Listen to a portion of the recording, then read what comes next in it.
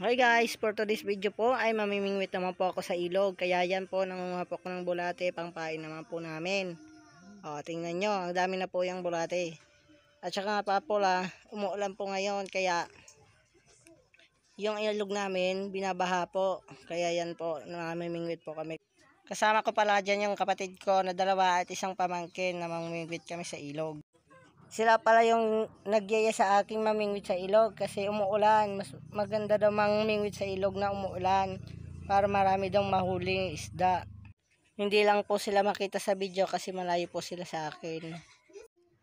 Alam niyo po ba na lalim dati yung ilog namin, kaso nga lang nasira na po yung dam na ginawa dyan. Yung dam kasi dati dyan, yun po yung nakakapalalim sa aming ilog. Ay di malaki po yung dati, ang ilog naman dati. Ngayon po ay nasira na po yon, kaya naging maliit naman po yung ilog namin. At nang malalim pa nga yung aming ilog, madami pa po dyan isda na nakukuha. Nung bata pa nga po ako, palagi po ako namimingwit kasi na-enjoy po ako mangmingwit kasi ang lalaki ng nakukuha kong isda, hindi kagaya ngayon na wala na yung mga malalaking isda dyan, puro na lang maliliit. Kasi dati, nung kabataan ko pa, hindi pa bawal yung illegal fishing o yung lason sa isda po. Kaya palagi pong nilalason po yung aming ilog dyan dati nung bata pa ako. Nang dito pa kami nakatira sa bukid. Nang hindi pa kami nakatira sa tabing ng kalsada. Nang dito pa nga kami sa bukid dati nakatira, wala pa po kami dati kuryente. Yung amin lang ilaw dati ay lampara lang po. Gamit po namin yung petrolyo. Gumagawa na lang po yung mga magulang ko ng lampara para may pang ilaw kami sa gabi. At saka pagkatapos namin nga kumain kapag gabi, natutulog na kami. Hindi na po kami naglalaro sa labas kasi madilim po, wala pong kuryente, di ba? At ang paaralan nga dati dito sa amin ay napakalayo. Almost mag 1 hour po na lakad po mula dito sa bukid dati. Kami naman po wala kaming magagawa. Di lalakadin lang namin yan hanggang makarating po sa paaralan para po makapag-aral ng elementarya.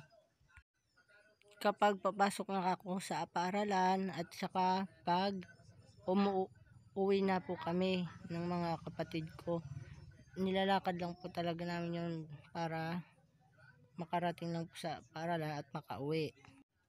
At pagka wala namang pasok, kagaya ng Sabado o Linggo, tumutulong po kami sa magulang namin magtanim ng palay para may pang bigas po kami. Kasi dati, kapag wala po kaming bigas, yung amin lang po kinakain, ginataang saging, ginataang kamuting kahoy o kaya kamuting ugat. Yun po yung aming kinakain dati kapag wala po kaming bigas. So balik na nga po tayo sa ginagawa ko namin. Yan po, nakakuha po ako ng isang sagumayong po. Tingnan nyo. Isang sagumayong po yan. Ang ganda po ng kulay niya. Tingnan nyo. Pwede po siyang ipit. Pwede po siyang alagaan. Kaso nga lang, iwan ko po kung nabubuhay yan sa walang oxygen. So yan nga po, nakakuha nga po yung kapatid ko ng sagumayong na malaki.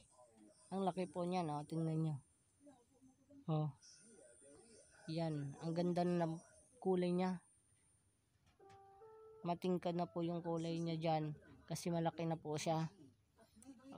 Yan. At saka dalawa pa nga pong damagan yung nakuha niya. Yan, pinapakita ko yan. Yung pinakuha niyang damagan. Dito naman nga po, nakahuli po ako ng isang damagan. At napunta po siya sa palayan.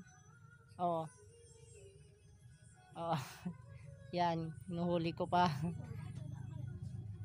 Nakawala kasi sa pamingwit ko. At dito na nga po naman. Yan po. Tamang simple lang po para makakuha po ng isda. So yan nga po, nakakuha na nga po ako ng damagan. Tingnan nyo. Kulay puti yan. Damagan po. Yan dyan pa, nakakuha pa ako ng damagan. Tingnan niya, sa sobrang saya. Nakasayaw pa ako dyan. Tingnan. So, ayan nga po yung nakuha ko. Ang dami po, di ba? Ang nakuha pala namin, ang dami. Dalawang klaseng isda, sagumayon at damagan. Yan, ang dami, di ba? May malaki pa. Salamat po.